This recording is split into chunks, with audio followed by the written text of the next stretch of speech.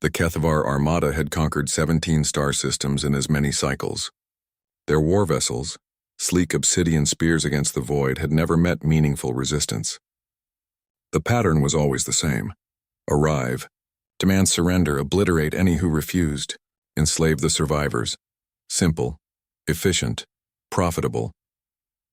Admiral Zexton reviewed the tactical display of their next target, a small blue-green world orbiting an unremarkable yellow star. The inhabitants called it Earth. Intelligence reports suggested a primitive civilization, barely capable of crude chemical propulsion. Their weapons were laughably archaic. Metal projectiles, explosive compounds, nuclear fission at best. The conquest would take mere hours. "Signal the fleet," Zexton commanded, his forearms manipulating the command interface with practiced ease. Standard formation. We begin bombardment at first light of their primary continent. But as the Armada took position, something unexpected happened. The humans transmitted a message, not a plea for mercy, but an invitation. "Honored visitors," came the transmission in surprisingly fluent Kethvar. "Before we discuss terms, we'd like to share something with you. Consider it. Educational material about our species." Zexton's mandibles clicked in amusement. Educational material? Were these primitives actually trying to negotiate? He decided to humor them before the slaughter began. The transmission began with what appeared to be historical footage. Grainy black and white images filled the viewscreen. Humans in primitive cloth uniforms wielding crude rifles, charging across devastated landscapes under artillery fire. The narrator spoke in calm, measured tones. The Battle of the Somme, 1916. First-day casualties, 60,000. The humans continued fighting for 4 more months. Zexton's entertainment quickly turned to curiosity. The footage showed humans advancing through poison gas, their faces covered with crude masks, stepping over their own dead without hesitation. The scene shifted. Color now, but still primitive. Massive metal vehicles rolling across frozen steppes, while figures in white camouflage fought building by building through a ruined city. Stalingrad, 1942. Humans fought for individual rooms. For 200 days in winter, they ate leather and sawdust. The city fell, but only after the defenders had consumed an entire army. More footage. Humans in strange craft, barely more than metal shells, flying directly into heavily fortified positions, their vehicles exploding in brilliant fireballs. Kamikaze pilots, Pacific Theater. 3,800 human aircraft used as guided missiles, piloted by volunteers. The tactical officer beside Zexton shifted uncomfortably. The Admiral's own confidence began to waver as the footage continued. Desert warfare, jungle combat, humans fighting in conditions that would kill most species outright, using weapons that seemed designed to maximize suffering rather than efficiency. But what disturbed the Kethvar crew most was the pattern. Humans kept fighting when any rational species would surrender. They fought when outnumbered, outgunned, surrounded, starving, wounded, dying. The Chosin Reservoir, Korea. Surrounded by 120,000 enemy troops in 40-degree weather, 15,000 humans fought their way through 7 divisions to reach the sea. They called it an advance in a different direction. The footage shifted to more recent conflicts. Humans in strange armor fighting in alien environments, their own cities reduced to rubble, families caught in crossfire. But still they fought. Sarajevo under siege for 425 days. Civilians fought with hunting rifles against artillery. Children played football in the streets between sniper fire. The humans called this normal life. By now, the entire bridge crew was watching in horrified fascination. These weren't just battle reports, they were psychological profiles of a species that appeared to be collectively insane. The transmission continued with more recent footage.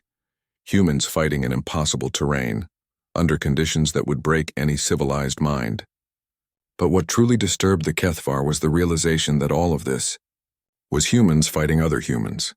And that, the human narrator concluded, represents approximately 3% of our recorded military history.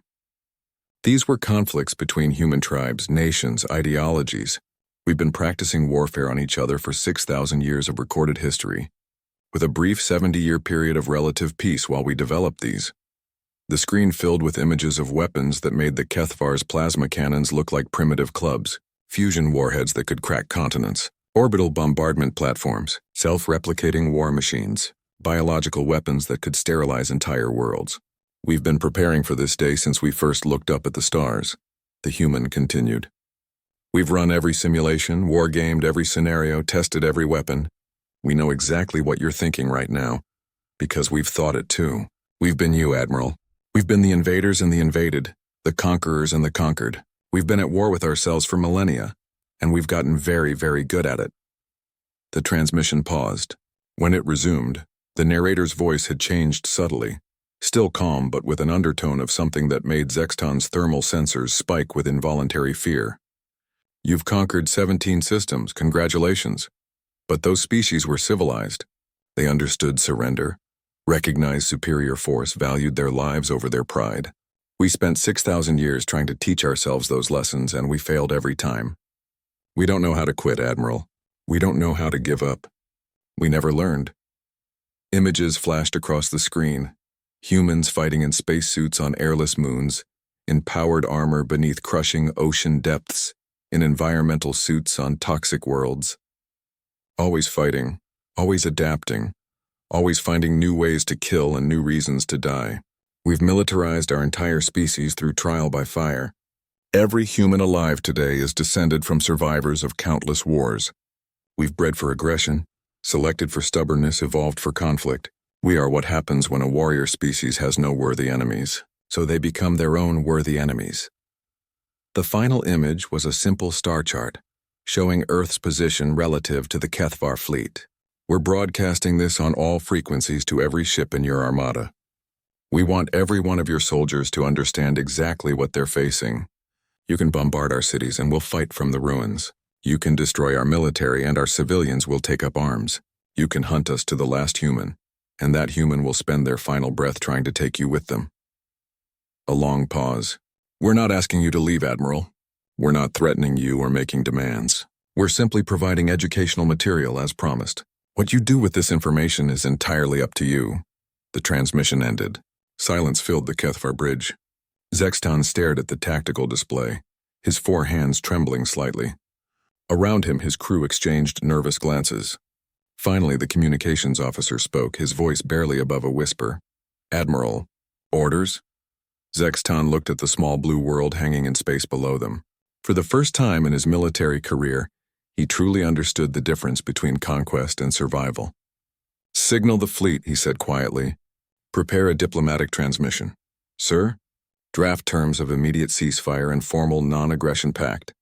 Include full recognition of human territorial sovereignty and... He paused, his mandibles clicking nervously. And a formal apology for any misunderstanding regarding our intentions. The tactical officer leaned forward. Admiral, with respect, they haven't fired a single shot.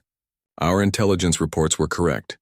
They have no weapons that could threaten us in open space. Zexton turned to look at his subordinate, and for the first time in 17 conquest campaigns, his eyes held something that looked suspiciously like wisdom. That's exactly what makes them so terrifying, he said. They don't need to win, officer. They only need to make us lose. And after watching those reels, I'm not convinced we could survive the lesson they'd teach us about the difference. Within 6 hours, the HFY Armada had not only withdrawn from Earth's system but had established the first galactic quarantine zone in recorded history. The official documentation listed the reason as precautionary measure pending cultural assessment. Unofficially, it became known throughout the galaxy as the "that's not a species, that's a weapon system" protocol.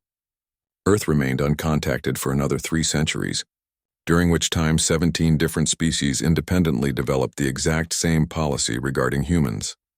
Admire from a distance, never make sudden movements, and under no circumstances attempt conquest. The humans, for their part, continued preparing for war while hoping for peace, never knowing how close they'd come to teaching the galaxy a lesson it would never forget. Some victories, after all, are won before the first shot is ever fired.